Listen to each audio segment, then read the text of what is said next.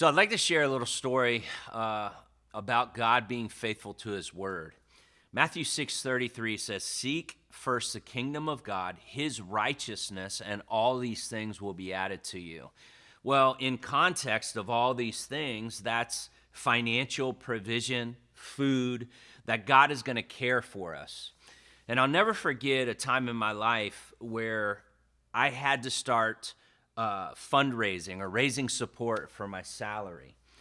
And I didn't want to go ask anybody anything, but where I was working at Urban Youth Impact, they said, "Hey, just send out letters to people." Well, I said, "I'm just going to send out a letter, but I'm not going to ask. I'm going to say, hey, whoever feels led to give can give."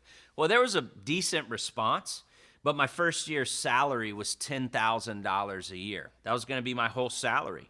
And so I said, "You know what, God, is Matthew 6:33 true or not? If I really seek the kingdom first and his righteousness, you're going to provide."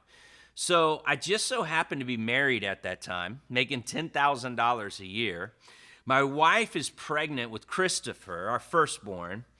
And my wife is 1 month pregnant, 2 month pregnant, 3 months, and she's getting bigger and bigger. And so I'm like, "Okay, God, I'm making $10,000 a year. My wife's going to have a kid. I'm going to have to quit this job." And every time I would go back to pray, "God, what do you want me to do? What do you want me to do? Because this money's not going to pay that. You can't live off 10 grand with a wife and kids."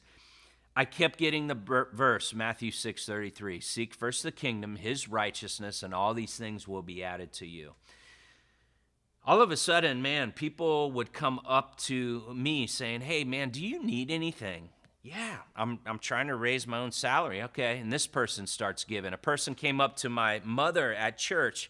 "Hey, does Chris have any needs?" "Yeah, he's trying to raise his own salary." That person gave me money. A guy out of Boca, I don't even know who he is, he started giving $500 a month.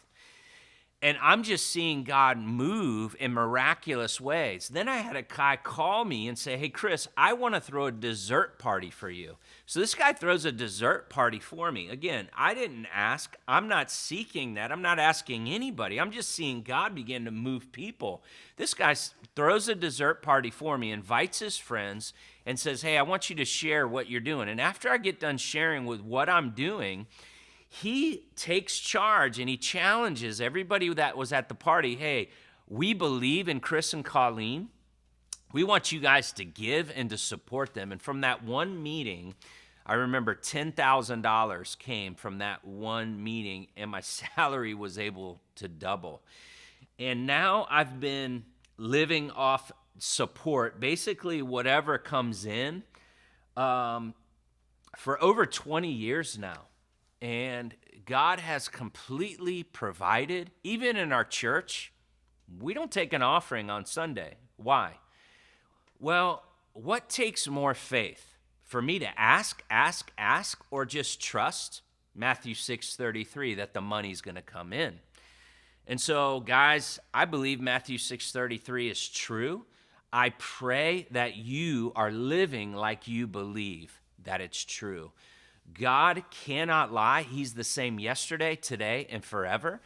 And his word has been proven true in my life. I encourage you to begin to step out in faith to see what he wants to do in your life.